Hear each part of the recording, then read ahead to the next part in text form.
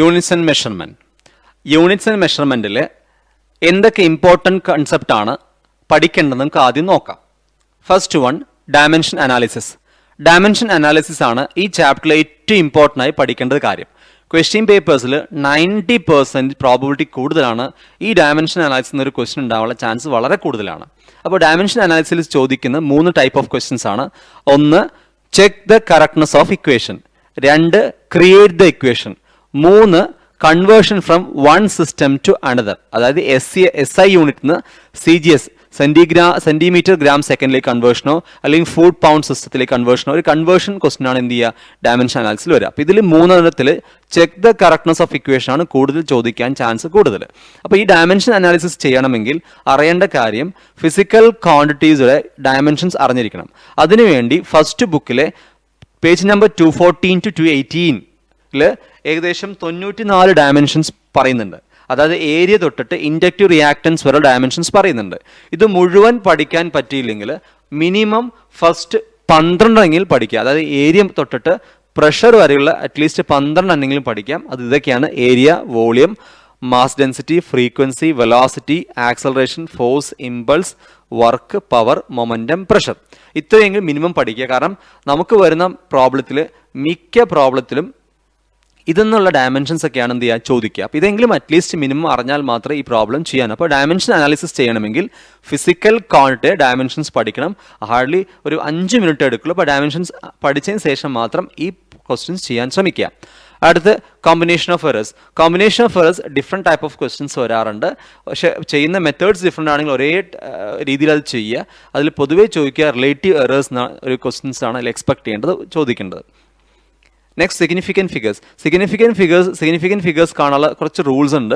അത് നമ്മളിവിടെ സ്ലൈഡിൽ കാണിക്കും. സിഗ്നിഫിക്കൻറ്റ് ഫിഗേഴ്സും അക്യുറസിയുമായിട്ട് ബന്ധപ്പെട്ട ക്വസ്റ്റ്യൻസ് ആണ് പൊതുവേ വന്നു കണ്ടിരിക്കുന്നത്. SI യൂണിറ്റ്സ് 7 SI യൂണിറ്റ്സും അതിന് സപ്ലിമെൻ്ററി യൂണിറ്റ്സും പഠിച്ചു വയ്ക്കുക. അതിൽ ചിലപ്പോൾ 1 വേർഡ് ക്വസ്റ്റ്യൻസ് ഒക്കെ ഓഡ് വൺ ഔട്ട് ആയിട്ടോ അല്ലെങ്കിൽ യൂണിറ്റ് ഓഫ് എന്ന് പറഞ്ഞിട്ടൊരു ക്വസ്റ്റ്യൻ ഒക്കെ എന്ത് ചെയ്യാം നമുക്ക് എക്സ്പെക്ട് ചെയ്യാം. Then practical units. പ്രാക്ടിക്കൽ യൂണിറ്റ്സിൽ വരുന്നത് ലെങ്ത്തിൻ്റെയും ടൈമിൻ്റെയും മാസിൻ്റെയും പ്രാക്ടിക്കൽ യൂണിറ്റ്സ് ഡിഫറെൻ്റ് ആയിട്ട് വരും. ലൈറ്റ് ഇയർ, പാരാലാക്റ്റിക് സെക്കൻഡ്, അങ്ങനെ. അപ്പോൾ അതിൻ്റെയൊക്കെ ഫിസിക്കൽ മാഗ്നിറ്റ്യൂഡ് പഠിച്ചു വയ്ക്കുക. കാരണം 1 light year is equal dash metre എന്നോ അല്ലെങ്കിൽ 1 metre is equal dash light year എന്നോ അങ്ങനെയുള്ള ക്വസ്റ്റ്യൻസ് ഒക്കെ നമുക്ക് എന്ത് ചെയ്യാം, ഇതിന് എക്സ്പെക്ട് ചെയ്യാം. ഇനി ഇത് അല്ലാതെ തന്നെ ഇതിൽ ഓർഡർ ഓഫ് മാഗ്നിറ്റ്യൂഡ് ഉണ്ട്, അതുപോലെ സ്റ്റാൻഡേർഡ് ഫോം ഓഫ് റൈറ്റിംഗ് അങ്ങനെയുണ്ട്. പക്ഷേ ഈ ഇത്രയും കൺസെപ്റ്റാണ് ഈ ചാപ്റ്റേഴ്സിന് മെയിനായിട്ട് എന്ത് ചെയ്യേണ്ടത്, നിങ്ങൾ പഠിക്കേണ്ടത്. അപ്പോൾ ഫസ്റ്റ് നമുക്ക് ഡയമെൻഷൻ അനാലിസിസിൽ എങ്ങനെയാണ് ക്വസ്റ്റ്യൻസ് വരിക നമുക്ക് നോക്കാം. അപ്പോൾ ഡയമെൻഷൻ അനാലിസിസിൽ വരുന്ന ക്വസ്റ്റ്യൻസ് ഇങ്ങനെയാണ്. The correctness of equation can be checked using the principle of homogeneity. Principle of homogeneity എന്താണെന്ന് നമ്മൾ പറയും. State the principle of homogeneity, first question. And second question, using this principle, check whether the following equation is dimensionally correct. Equation ഇതാണ്, T = 2π√m/g. ഇവിടെ പ്രത്യേകം ശ്രദ്ധിക്കേണ്ട ഒരു കാര്യമാണ്, ഈ ഇക്വേഷൻ ചെക്ക് ചെയ്യണം. ഏത് പ്രകാരം? ഡയമെൻഷനലി കറക്റ്റാണ് ചെക്ക് ചെയ്യണം by using principle of homogeneity. ഈ ക്വസ്റ്റിനുമായിട്ട് ബന്ധപ്പെട്ട് വേറൊരു ക്വസ്റ്റ്യൻ പറയാൻ ശ്രദ്ധിക്കുക. കൈനറ്റിക് എനർജി നമുക്കറിയാം 12 mv² എന്നറിയാം. അപ്പോൾ ഡയമെൻഷനലി കറക്റ്റ് ആണ്. നേരെ മറിച്ച് ഒരു ഇക്വേഷൻ ഇങ്ങനെ എഴുതുകയാണ്, കൈനറ്റിക് എനർജി = 3 mv². ഇക്വേഷൻ തെറ്റാണ്, പക്ഷേ ഡയമെൻഷനലി ശരിയാണ്. കാരണം 3ക്കും 1/2 ഡയമെൻഷൻസ് ഇല്ല. അപ്പോൾ പ്രത്യേകം ശ്രദ്ധിക്കേണ്ട ഒരു കാര്യമാണ്, ഒരു പ്രോബ്ലം തരുമ്പോൾ ഫോർ എക്സാമ്പിൾ നമുക്കറിയാം T = 2π√L/g. ആ ഇക്വേഷൻ ശരിയാണ്. അപ്പോൾ നമ്മൾ ചില ഇക്വേഷൻസ് കാണുമ്പോൾ ചില കണ്ടുടനെ ശരിയാണ്. അപ്പോൾ അതിലേക്ക് എത്തിക്കാൻ ആൻസർ ശ്രമിക്കുമ്പോൾ ശ്രദ്ധിക്കുക, ഇനി ഇവിടെ 2π ആയിക്കോട്ടെ, 4π ആയിക്കോട്ടെ, 5 ആയിക്കോട്ടെ, 6 ആയിക്കോട്ടെ, അത് ബോദർ ചെയ്യേണ്ട ആവശ്യമില്ല. കാരണം ഇത് ഡയമെൻഷൻലെസ് കോൺസ്റ്റൻസ് ആണ്. ഈ കോൺസ്റ്റൻസിന് പ്രിൻസിപ്പിൾ ഓഫ് ഹോമോജനിറ്റി ആയിട്ട് യാതൊരു കണക്ഷൻ ഉണ്ടാവില്ല. കാരണം പ്രിൻസിപ്പിൾ ഓഫ് ഹോമോജനിറ്റി ഉപയോഗിച്ചിട്ട് ആ കോൺസ്റ്റന്റ് എത്രയാണെന്ന് നമുക്ക് കാണാൻ കഴിയില്ല. അത് ഡയമെൻഷൻ്റെ ഡീമെറിറ്റ് ആണ്. അപ്പോൾ ഈ ഇക്വേഷൻ ശരിയാണോ തെറ്റാണോ നോക്കുമ്പോൾ ശ്രദ്ധിക്കേണ്ടത് പ്രിൻസിപ്പിൾ ഓഫ് ഹോമോജനിറ്റി പ്രകാരം ശരിയാണോ നോക്കണം, അല്ലാതെ ഇക്വേഷൻ ശരിയാണോ തെറ്റാണോ എന്നല്ല. രണ്ടാണ് മനസ്സിലാക്കുക. അപ്പോൾ നോക്കാം. വാട്ട് ഇസ് ആൻഡ് ഇതിൽ ശ്രദ്ധിക്കണം, T എന്താണ്, M എന്താണ്, G എന്താണ് തരും. T is time period, M is mass, G is acceleration due to gravity. ഇതിൽ ചിലപ്പോൾ തരില്ല അവർ. അപ്പോൾ പറയും the notations have usual meanings എന്ന് പറയും. അപ്പോൾ ബോധർ ചെയ്യേണ്ട ആവശ്യമില്ല, പേടിക്കേണ്ട യാതൊരു ആവശ്യമില്ല. കാരണം നമ്മൾ ഓൾറെഡി പഠിച്ച ഏതെങ്കിലും ഇക്വേഷൻ മാത്രമാണ് ചെക്കിങ്ങിന് വരിക. ബെർണോളിസ് പ്രിൻസിപ്പിളിൻ്റെ ഇക്വേഷനോ അല്ലെങ്കിൽ അതുമായിട്ട് ബന്ധപ്പെട്ട ഏതെങ്കിലും ഇക്വേഷനേ വരുള്ളൂ. അപ്പോൾ ആ ടേംസ് ഒക്കെ നമുക്കറിയും, പൊതുവേ ടേംസ് തരാറുണ്ട്. അപ്പോൾ ഇവിടെ ടി ആണ്, എം ആണ്, ജി. അപ്പോൾ ഈ മൂന്നിൻ്റെയും ഡയമെൻഷൻസ് അറിഞ്ഞാൽ മാത്രമേ ഈ പ്രോബ്ലം ചെയ്യാൻ പറ്റുള്ളൂ. അപ്പോൾ ടി എന്ന് പറഞ്ഞ ടൈം നമുക്ക് ടി ആണ്, എം മാസ് ആണ്, എം ആണ്, ജി എന്ന് പറഞ്ഞാൽ ആക്സലറേഷൻ ഡ്യൂ ടു ഗ്രാവിറ്റി. എന്ത് ആക്സലറേഷൻ ആയിക്കോട്ടെ L(t⁻²) ആണ് ആംഗുലർ ആക്സലറേഷൻ ഒഴികെ. അപ്പോൾ ഇത് ഇത്രയും അറിയുന്ന ഒരു കുട്ടിക്ക് ഈ കൺസെപ്റ്റ് ഈസി ആയിട്ട് ചെയ്യാം. നോക്കാം. So principle of homogeneity. According to homogeneity principle, for correctness of an equation, ഒരു ഇക്വേഷൻ ശരിയാവണമെങ്കിൽ ഹോമോജനിറ്റി പ്രിൻസിപ്പിൾ പ്രകാരം the dimension of all terms of the either side of an equation should be same. ഇത് ശ്രദ്ധിക്കേണ്ട വേറൊരു കാര്യമുണ്ട്. അപ്പോൾ ഇതിൽ രണ്ട് ടേം ടി എന്നുണ്ട്, 2π√m/g, രണ്ട് ടേമേ ഉള്ളൂ. അപ്പോൾ ഈ രണ്ട് ടേമിന് ഡയമെൻഷൻ ശരിയാവണം. ഇനി ഇതിൽ ഫോർ എക്സാമ്പിൾ a=b+c എന്നൊരു ഇക്വേഷൻ ആണ് വിചാരിക്കുക. അങ്ങനെയാണെങ്കിൽ എൻ്റെയും ബിൻ്റെയും സിൻ്റെയും ഡയമെൻഷൻ ശരിയാണ്. ഓരോ ടേമിൻ്റെ ഡയമെൻഷൻ എന്ത് ചെയ്യണം? ശരിയാണ്. ഇനി ഫോർ എക്സാമ്പിൾ a=b*c ആണെങ്കിലോ എൻ്റെയും ബി സിയുടെ ഡയമെൻഷനും ശരിയാണ്. അപ്പോൾ ഇതും ശ്രദ്ധിച്ച് നോക്കണം, ചില പ്രോബ്ലം അങ്ങനെയും വരാറുണ്ട്. അപ്പോൾ ഇവിടെ നോക്കൂ, ലെഫ്റ്റിൽ ടി ആണ്, റൈറ്റിൽ ടി അല്ല. അപ്പോൾ റൂട്ടിന് ആണ് ഹാഫ് എന്ന് എഴുതിയിരിക്കുന്നത്. അപ്പോൾ ശ്രദ്ധിക്കുക അത്, കാരണം ബാക്കി ഡയമെൻഷൻസ് ഓൾറെഡി പറഞ്ഞ് സബ്സ്റ്റിറ്റ്യൂട്ട് ചെയ്തപ്പോൾ നമുക്ക് കിട്ടി LHSഉം RHSഉം ഡയമെൻഷൻ ശരിയല്ല. അപ്പോൾ ഈ ഇക്വേഷൻ തെറ്റാണ്. അപ്പോൾ ഹോമോജനിറ്റി പ്രിൻസിപ്പിൾ പ്രകാരം ഈ ഇക്വേഷൻ തെറ്റാണ്. വളരെ സിമ്പിളായിട്ട് എന്ത് ഇതിന് ആൻസർ ചെയ്തു. അപ്പോൾ ഇതാണ് ഡയമെൻഷൻ അനാലിസിസ്, ഒരു ടൈപ്പ് ഓഫ് ക്വസ്റ്റ്യൻ. ഇനി next type, give examples for the following. A dimensionless unitless physical quantity, ഡയമെൻഷനുള്ള യൂണിറ്റും ഇല്ല. Okay. Second one, a dimensionless physical quantity but having unit in SI. Dimension ഉണ്ട് പക്ഷേ പിന്നാണ് ഡയമെൻഷൻ ഇല്ല പക്ഷേ യൂണിറ്റ് ഉണ്ട്. Okay. Third one, two physical quantity which have the same dimension. ഇത് ശരിക്കും പഠിക്കാൻ കുറേ ഫിസിക്കൽ ക്വാണ്ടിറ്റി സെയിം ഡയമെൻഷൻസ് ഉണ്ട്, അത് നോക്കണം. ഫസ്റ്റ് ക്വസ്റ്റ്യൻ നമുക്ക് നോക്കാം. A dimensionless unit, dimensionless unitless, രണ്ടും ഇല്ല, ഡയമെൻഷനില്ല യൂണിറ്റും ഇല്ല. സ്ട്രെയിന് ഡയമെൻഷനും ഇല്ല, കാരണം change in dimension by original ഡയമെൻഷനാണ്. അപ്പോൾ അതിന് റേഷ്യോ ഓഫ് സെയിം ക്വാണ്ടിറ്റീസ് ആണ്. അപ്പോൾ അതിന് യൂണിറ്റും ഇല്ല, ഡയമെൻഷനും ഇല്ല. ഫസ്റ്റ് ആൻസർ ആയി. And second one, dimensionless physical quantity by having SI unit. Unit ഉണ്ട്, ഡയമെൻഷൻ ഇല്ല പക്ഷേ യൂണിറ്റ് ഉണ്ട്. That is plain angle, radian angle unit. പക്ഷേ അതിന് ഡയമെൻഷൻസ് ഇല്ല, കാരണം trigonometric relation, exponential value, logarithmic ഫംഗ്ഷൻസിനൊന്നും എന്തില്ല? ഡയമെൻഷൻ ഇല്ല. അപ്പോൾ അതേപോലെ പ്ലെയിൻ ആംഗിളാണ് തീറ്റ, അതിൻ്റെ യൂണിറ്റ് ഉണ്ട് റേഡിയൻ, പക്ഷേ എന്തില്ല? ഡയമെൻഷൻ ഇല്ല. Then third one, two physical quantities have same dimension, that is work and energy. അപ്പോൾ എക്സാമിന് ഇത്ര മതി, പക്ഷേ ഇതിൽ കുറച്ചുകൂടി നമുക്ക് ആഡ് ചെയ്യാം. ഇതിൻ്റെ ഓരോ ക്വസ്റ്റ്യൻസ് കുറച്ചുകൂടി ആഡ് ചെയ്യാം. ക്ലിയർ? അപ്പോൾ അതേപോലെ തന്നെ ഒരു കാര്യം കൂടി പഠിക്കണം. 1 Newton is equal to 10⁵ dynes and 1 Joule is equal to 10⁷ erg. ഇത് NCERT ടെക്സ്റ്റ് ബുക്കിൽ മെൻഷൻ ചെയ്യുന്ന കാര്യമാണ്.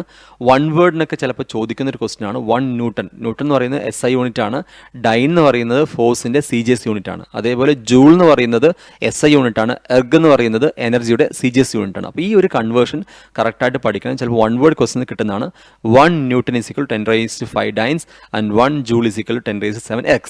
ഓക്കെ. എനിഹൗ, ഈ ഗീവ് എക്സാമ്പിൾസ് ഫോർ ദ ഫോളോയിങ്ങിൽ ആ ക്വസ്റ്റ്യൻസിന് കുറച്ചുകൂടി നമുക്ക് സപ്പോർട്ടീവ് ആയിട്ടുള്ള കുറച്ച് കാര്യങ്ങൾ കൂടി ഒന്നുകൂടി എന്ത് ചെയ്യാം, ശ്രദ്ധിക്കാം. നോക്കൂ, കോഎഫിഷ്യൻ്റ് ഓഫ് ഫ്രിക്ഷൻ, അത് μS μK, റിലേറ്റീവ് ഡെൻസിറ്റി, അതിന് സ്പെസിഫിക് ഗ്രാവിറ്റി എന്ന് പറയാറുണ്ട്, റിഫ്രാക്റ്റീവ് ഇൻഡെക്സ്, റിലേറ്റീവ് പെർമിറ്റിവിറ്റി, ഇതിനൊന്നും എന്തില്ല? ഡയമെൻഷനും ഇല്ല, യൂണിറ്റും ഇല്ല. അപ്പോൾ എ എന്ന ക്വസ്റ്റിന് ഇതൊക്കെ ആൻസർ ചെയ്താൽ, പക്ഷേ എക്സാം ഇത്ര എഴുതേണ്ട ആവശ്യമില്ല. ഹാഫ് മാർക്ക് ക്വസ്റ്റൻ ആണെങ്കിൽ ഒറ്റ എഴുതിയാൽ മതി. എ ഡയമെൻഷൻലെസ് ഒരൊറ്റ എഴുതേണ്ട ആവശ്യമില്ല, പക്ഷേ പറയാം, ഓർക്കാൻ വേണ്ടി പറഞ്ഞത് മാത്രം. അപ്പോൾ കോഎഫിഷ്യൻ്റ് ഓഫ് ഫ്രിക്ഷൻ ഇല്ല, റിലേറ്റീവ് ഡെൻസിറ്റിക്ക് ഇല്ല, റിഫ്രാക്റ്റീവ് ഇൻഡെക്സ് ഇല്ല, റിലേറ്റീവ് പെർമിറ്റിവിറ്റിക്ക് ഒന്നും എന്തില്ല? ഡയമെൻഷൻ ഇല്ല, യൂണിറ്റും ഇല്ല. ദെൻ അതേപോലെ തന്നെയാണ് ഡയമെൻഷൻ ഇല്ല, യൂണിറ്റ് ഉണ്ട്. സോ പ്ലെയിൻ ആംഗിൾ പോലെ തന്നെ സോളിഡ് ആംഗിൾ, റേഡിയാക്ടിവിറ്റി, നമ്മൾ റേഡിയാക്ടിവ് ക്യൂറി, ബെക്കറൽ, ഒരുപാട് യൂണിറ്റ്സ് നമ്മൾ പറയാറുണ്ട്. പക്ഷേ അതിലെന്താ? യൂണിറ്റ് ഉണ്ട്, പക്ഷേ ഡയമെൻഷൻ ഇല്ല. അതേപോലെ ശ്രദ്ധിക്കേണ്ട കാര്യമാണ്, ഒരേ ഡയമെൻഷൻ വരുന്നത് എനർജി, വർക്ക്, ടോർക്ക് ഒരേ ഡയമെൻഷനാണ്, mL² T⁻². Linear momentum, impulse ഒരേ dimension, mL T⁻1. Angular momentum, Planck's constant ഒരേ ഡയമെൻഷനാണ്, mL² T⁻1. Stress, pressure, modulus of elasticity, അതായത് Young's modulus, bulk modulus, shear modulus എല്ലാത്തും ഒരേ ഡയമെൻഷനാണ്, ദാറ്റ് ഈസ് mL⁻1 T⁻². അതുപോലെ ഫോഴ്സും വെയിറ്റും ഒരേ ഡയമെൻഷനാണ്, mL T⁻². അപ്പോൾ ഇതൊക്കെ അതിനെ ആൻസർ ആക്കി എന്ത് ചെയ്യാം? സപ്പോർട്ടീവായിട്ട് എഴുതാം. അപ്പോൾ ഇതൊക്കെയാണ് ഡയമെൻഷനുമായിട്ട് ബന്ധപ്പെട്ടുള്ള ക്വസ്റ്റ്യൻസ് വരുന്നത്. അടുത്ത, combination of errors. If the percentage error in the measurement of diameter d of a sphere is 2%, then what is the percentage error in its volume? Diameter അളന്നപ്പോൾ 2% എറർ വന്നു എങ്കിൽ വോളിയം കാൽക്കുലേറ്റ് ചെയ്യുമ്പോൾ എത്ര ശതമാനം എററാണ് വരിക? അപ്പോൾ വോളിയം അറിയാം, 4/3 πr³ ആണ്. അപ്പോൾ അത് അറിഞ്ഞാലേ ചെയ്യാൻ പറ്റില്ല, അല്ലെങ്കിൽ മിനിമം ഇത്രയും അറിഞ്ഞിരിക്കുക. വോളിയം യൂണിറ്റ് മീറ്റർ ക്യൂബ് അല്ലേ, അപ്പോൾ r³. ഇനി ഏരിയ r². അപ്പോൾ അത് കാരണം 4/3 കോൺസ്റ്റന്റ് ആണ്, 4/3 πന് ഇപ്പോൾ എറർ വരില്ല. അപ്പോൾ ആ നോളേജെങ്കിലും അറിഞ്ഞിരിക്കുക. So answer volume 4/3 pi R cube. അപ്പോൾ ആർ എന്ന് പറയുന്നത് d/2 ആണ്. Delta d/d into 100. Delta d/d എന്ന് പറയുന്നത് റിലേറ്റീവ് എറർ ഇൻറ്റു 100 ആയ പെർസെൻറ്റേജ് എററായി. അപ്പോൾ ഡെൽറ്റ d/d ഇൻറ്റു 100 തന്നിട്ടുണ്ട്. That is percentage error in diameter. അത് 2%. ഇനി റേഡിയസ് അതിനും 2%. ഇവിടെയാണ് ചില കുട്ടികൾ തെറ്റിക്കുക. കാരണം റേഡിയസ് എന്ന് പറയുന്നത് d/2 അല്ലേ, അപ്പോൾ 2/2 1 ആവില്ലേ എന്ന് വരും. ഇല്ല, കാരണം 1/2 കോൺസ്റ്റന്റ് ആണ്, അതിന് എറർ വരില്ലല്ലോ. അപ്പോൾ പ്രത്യേകം ശ്രദ്ധിക്കുക, ഡയാമീറ്ററിന് എന്താണ് എറർ വരുന്നത് അത് തന്നെയാണ് എന്തിന് വരിക, റേഡിയസിനും വരിക. ഇനി കാണേണ്ടത് പെർസെൻറ്റേജ് എറർ ഇൻ വോളിയം ആണ് കാണേണ്ടത്. It is 3 into percentage error in radius. 3 എന്ന് എഴുതാൻ കാരണം ആർ ക്യൂബ് അല്ലേ, ആറിൻ്റെ പവർ 3 ആണ്, അതുകൊണ്ട് 3 എന്ന് എഴുതി. ഇൻ കേസ് ഇത് ഏരിയ ആണെങ്കിലോ ആർ സ്ക്വയർ ആവും. അപ്പോൾ ആർ സ്ക്വയർ ആകുമ്പോൾ 2 ഇൻറ്റു എന്നാവണം. ക്ലിയർ. അപ്പോൾ ഡെൽറ്റ വി ഇൻറ്റു 100 അതാണ് വോളിയത്തിൻ്റെ പെർസെൻറ്റേജ് എറർ എന്ന് എഴുതുന്നത്. Is equal 3 into delta r/r into 100. കാരണം വോളിയം കാണാൻ ആകെ റേഡിയസ് മാത്രമേ ഇവിടെ ഡിപ്പെൻഡ് ചെയ്യുന്നുള്ളൂ. പക്ഷേ ഒരു റെക്ടാങ്കുലർ ബ്ലോക്ക് ആണെങ്കിൽ length into breadth into thickness, അവിടെ മൂന്നിൻ്റെ പിന്നെ എറേഴ്സും ആഡ് ചെയ്യണം. ഇവിടെ റേഡിയസ് മാത്രം ആയതുകൊണ്ട് ഇങ്ങനെ ചെയ്യാൻ കാരണം. അപ്പോൾ 3 ഇൻറ്റു 2% ദാറ്റ് ഇസ് 6%. അപ്പോൾ വോളിയം കാണുമ്പോൾ 6% എററാണ് വരിക. ഇതേ ക്വസ്റ്റ്യൻ ഏരിയ സർഫസ് ഏരിയ ആണെങ്കിൽ നമുക്കറിയാം ആർ സ്ക്വയർ. അപ്പോൾ ആർ സ്ക്വയർ ആകുമ്പോൾ 2 ഇൻറ്റു 2, സോ ഇറ്റ് ഇസ് 4% എന്നാവും. അപ്പോൾ അങ്ങനെ വന്നാലും ചെയ്യാൻ അറിയണം. അടുത്ത കോമ്പിനേഷൻ ഓഫ് എറേഴ്സിൽ a physical quantity P is related to 4 observers A B C and D as P is equal to A B Q by C raise to -2 root D. The percentage error in measurement of A, B, C and D 1, 2, 3% and 4% respectively. What is the percentage error in the measurement of P? P എന്ന physical quantity 4 physical quantity depend ചെയ്യുന്നുണ്ട്. ആ ഓരോ physical ക്വാണ്ടിറ്റിക്കും errors തന്നിട്ടുണ്ട്. അങ്ങനെ P എന്ന physical quantity നമ്മൾ calculate ചെയ്യുമ്പോൾ അതിന് എത്ര എറർ വരിക എന്നാണ് ചെയ്യുക. അപ്പോൾ ഇതിന് മുന്നേ ചെയ്ത അതേ കൺസെപ്റ്റ് ബേസ്ഡ് ആണ് ഇതും ചെയ്യുക. ക്യൂബിനെ നമ്മൾ ആ പവേഴ്സിനെ മൾട്ടിപ്ലൈ ചെയ്തിട്ടാണ് ചെയ്യുക. അപ്പോൾ ഇതിൻ്റെ ഫുൾ സ്റ്റെപ്പ് എങ്ങനെ നമുക്ക് നോക്കാം. P is equal to A B Q by C raised to -2 delta D. അപ്പോൾ delta P by P into 100 അതാണ് percentage error on P. Clear.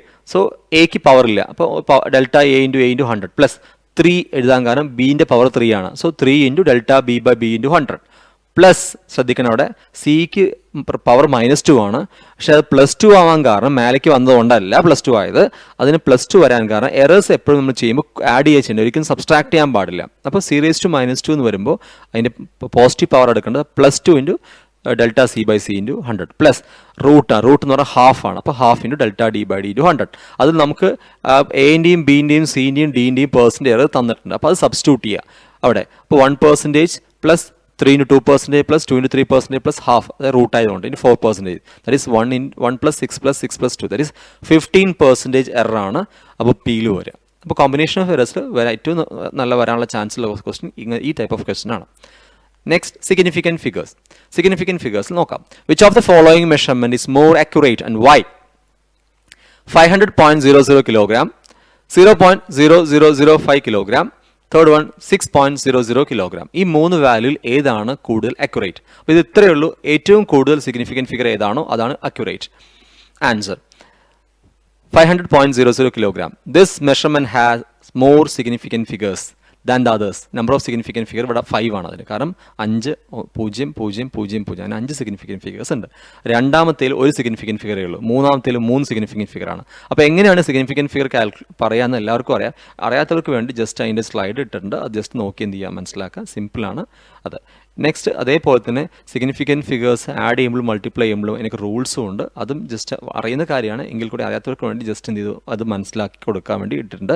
അപ്പോൾ ഇത് ജസ്റ്റ് എന്ത് ചെയ്യുക, അറിയാത്തവർ ജസ്റ്റ് പോസ് ചെയ്ത് അതിന് എക്സാമ്പിൾസ് ഒക്കെ കൊടുത്തിട്ടുണ്ട്. അറിയുന്നവർ ജസ്റ്റ് അതേ ഫേസിലേക്ക് പോവാം. Next SI units. Pick the odd one out from the following: kilogram, second, ampere, candela, impulse. അപ്പോൾ ഇതിൽ ശ്രദ്ധിക്കണം, pick the odd one out from the following: kilogram, second, ampere, candela, impulse. ഇതിൽ ശ്രദ്ധിക്കണം, SI യൂണിറ്റ് ഇൻഡയറക്റ്റ് ആയിട്ട് question വന്നിരിക്കുകയാണ്. കാരണം ഇതിൽ impulse ആയിരിക്കും ആൻസർ. കാരണം ബാക്കി ഫിസിക്കൽ ക്വാണ്ടിറ്റിയാണ്, യൂണിറ്റ്സ് ആണ്. ഇമ്പൾസ് ഒരു ഫിസിക്കൽ ക്വാണ്ടിറ്റിയാണ്. നോക്കാം. Impulse is a quantity and all other are units. Clear. Next ഇതേപോലെ ഓരോ question. Pick the odd one out of the following: KANS. K അറിയാം, കെൽവിൻ ആണ്. A ampere, N newton, S second. അപ്പോൾ ഇതിൽ 3 ക്യാപിറ്റലും ഒരു സ്മോളും. അങ്ങനെ ഓഡ് വൺ ഔട്ട് അല്ലേ? അങ്ങനെയല്ല നോക്കേണ്ടത്. K for Kelvin, A for ampere, N for Newton and S for second. കെൽവിനും ആംപിയറും സെക്കൻഡും SI യൂണിറ്റ് ആണ്. Newton derived quantity SI fundamental unit അല്ല. ബാക്കി 3 SI ഫണ്ടമെൻ്റൽ യൂണിറ്റ് ആണ്. ആൻസർ നമുക്ക് നോക്കാം. Newton is not a basic SI unit. Clear. The remaining are all fundamental units. എനിയാവും. നെക്സ്റ്റ് ഇതൊക്കെയാണ് SI യൂണിറ്റ്സ്, അതിൻ്റെ സപ്ലിമെൻ്ററി യൂണിറ്റ്സും. അപ്പോൾ അത് ജസ്റ്റ് അത് പഠിച്ചു വയ്ക്കുക. ചിലപ്പോൾ എന്താണ് ഇതുമായിട്ട് ബന്ധപ്പെട്ട് വേറെ ക്വസ്റ്റ്യൻസും വരെ. അപ്പോൾ ജസ്റ്റ് ഇത് മനസ്സിലാക്കി വയ്ക്കുക. Practical units. Do Armstrong and astronomical unit stands for the same quantity? Answer. Both are units of length. അതിൻ്റെ വാല്യൂസ് നമ്മൾ ഈ സ്ലൈഡിൻ്റെ അവസാനം എക്സ്പ്ലെയിൻ ചെയ്യും. 1 light year is equal to dash meter. ഏറ്റവും ഇമ്പോർട്ടൻ്റ് ആയ ക്വസ്റ്റൻ ആണ്. ലൈറ്റ് ഇയർ പൊതുവേ year എന്ന് കേൾക്കുമ്പോൾ ടൈമായിട്ട് ബന്ധപ്പെട്ടെന്ന് വിചാരിക്കും. ലൈറ്റ് ഇയർ മീൻസ് പ്രകാശം ഒരു വർഷം സഞ്ചരിക്കുന്ന ദൂരമാണ്, ഡിസ്റ്റൻസ് ആണ്. Velocity of light 3 × 10⁸ m/s. അപ്പോൾ അത് അറിയുന്ന ഒരു കാൽക്കുലേറ്റ് ചെയ്യുക, പക്ഷേ അത് ബൈഹാർട്ട് വെക്കുന്നത് നല്ലത്. It is 9.46 × 10⁻15 meter. So 1 light year is equal to 9.46 × 10⁻15 meter. തിരിച്ചും ചോദിക്കാം, 1 meter is equal to dash light year. That is 1.06 × 10⁻16. അതിന് ഫസ്റ്റിനാണ് ഏറ്റവും കൂടുതൽ scope. Next question. To measure distance, we use different units. Which of the following is largest unit of length? 4 unit തന്നിട്ടുണ്ട്. അതിൽ ഏറ്റവും വലിയ unit, ലെങ്ത്തിൻ്റെ വലിയ യൂണിറ്റ് ഏതാണ്? That is parallactic second. Parallactic second ആണ് ഏറ്റവും വലിയ യൂണിറ്റ്. ഇനി ഈ യൂണിറ്റ്സിൻ്റെ ഒക്കെ വാല്യൂ എത്രയാണെന്ന് നമുക്ക് നോക്കാം. ലെങ്ത്തിൻ്റെയും ടൈമിൻ്റെയും മാസിൻ്റെയൊക്കെ. So practical units of length ആണ്. അപ്പോൾ ഇത് ഓരോന്നായിട്ട് പഠിക്കണം. ലൈറ്റ് ഇയർ എത്രയാണ്, അസ്ട്രോണമിക്കൽ യൂണിറ്റ് എത്രയാണ്, പാരലാറ്റിക് സെക്കൻഡ് എത്രയാണ് എക്സ്പ്ലെയിൻ ചെയ്തിട്ടുണ്ട്. അതേപോലെ തന്നെ മാസിൻ്റെയും ടൈമിൻ്റെയും 1 മാസിൻ്റെ practical unit of mass and practical unit of time. ഇത്രയാണ് ചാപ്റ്റർ നമ്പർ 2 വരുന്ന കൺസെപ്റ്റ്സ്.